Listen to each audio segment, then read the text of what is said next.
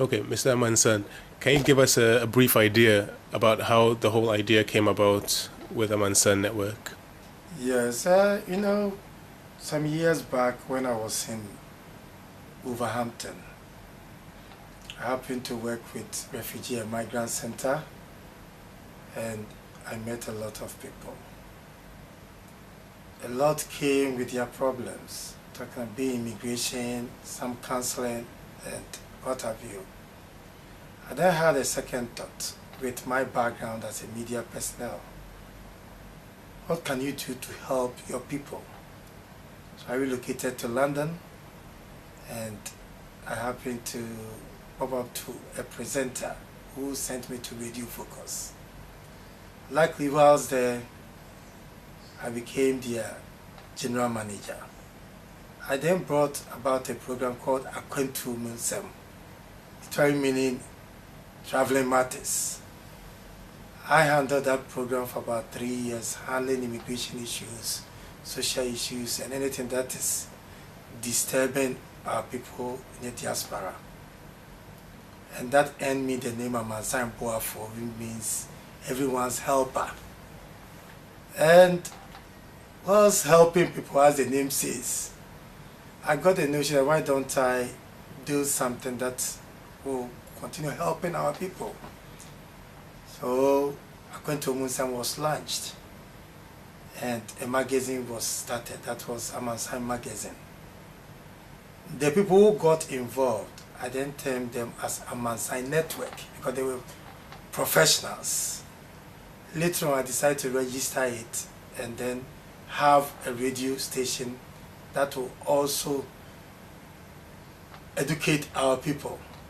That's Amansan FM UK, which is now in Milton Keynes. And it's something that we have come up to help our people, to educate. What Ghana did for us is about time. We also gave it to our people. So my brother, that's how the whole thing came about. Okay, you've mentioned that you're now in Milton Keynes. Yeah. Do you give a lot of help to our people, like you've said, in Milton Keynes? Yes, a lot of people, because of Focus, Radio Focus, a lot of people knew me before I even relocated to Milton Keynes. All the shows that we were doing, even the magazine was launched at this same building, Jesus Celebration Center. And a lot of people comes to me, ask me when it comes to immigration stuff, marital issues, any field that they think I can be of help. They come and consult me. If I can't, I then direct that person to a member of the network. So yes, people comes to me. And how can people find you? We are at Linford Road, although we are about to relocate to Akon House. But we are at Linford Road, 607, Milton Keynes Business Center, and the postcode is MK146GD. Do you have a website, email address, any contact details? We have a website, that's amansannetwork.com. amansannetwork.com. And our email address is amansan@consultant.com. Thank you. Just one more question, so I don't waste your time. It's obviously not just our people in Ghana or in the UK that you are reaching out to. Yeah. Are there any other countries that you're reaching out to, and do you get any feedback from them? It's true, it's not only Ghanaians, although people normally see the station as a Ghanaian radio station. But it may interest you to know that our brothers from Nigeria and Cote d'Ivoire have also started contacting us. Because I schooled in Nigeria, and a lot of them says I'm not even a Ghanaian, I'm a Nigerian. Because I have a Nigerian name, Osman, that I don't even use. So a lot of them contact me for any advice. We have a school in Bletchley, actually it's a Nigerian, but we see it as a minority. That's how I see myself, helping the minority, not only even Africans or Ghanaians. So a lot of them contact us, yes. Do you have any final words of advice for anyone who wants to visit the UK or just generally travel? I always tell people, as I said, we started with Akwentu Munsem, and I have done OIC level 1 myself in immigration. And whenever we visit Ghana, I like visiting embassies. That normally remembers me when I wanted to come to Europe. The long queue, what people always dream of getting when they get to Europe. Because we all of us thought maybe in the morning, Madame Lizzie, that's the queen, will be giving us monies. And when we got here, we realized it wasn't like that. Some of us, sometimes you regret of coming here, but you are already here. And when you take their water, you can't go back. When you drink their water, you know you will forever be here, because people will look up to you.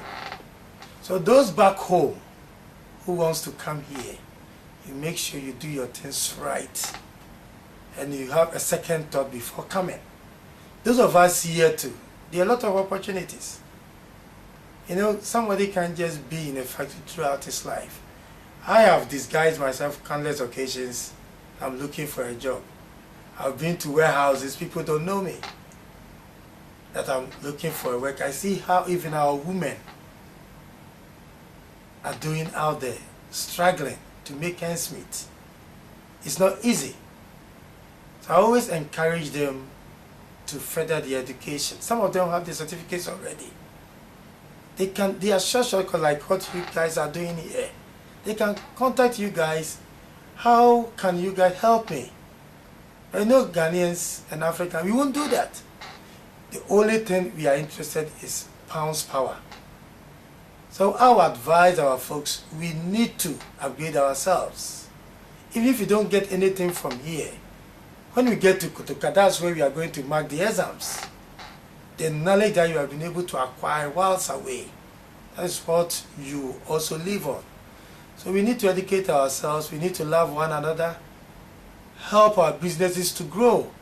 It's also another thing that we need to think of. When they realize our fellow brother or sister have a business, we will not patronize, but rather go to a foreigner's own, because we think ours is not good. But you know, when you help your brother, at the end of the day, you are helping your own nation. You are helping your own people. So that's another aspect that I also entreat our people to think of. Thank you. Thank you very much. That's nice. That's solid.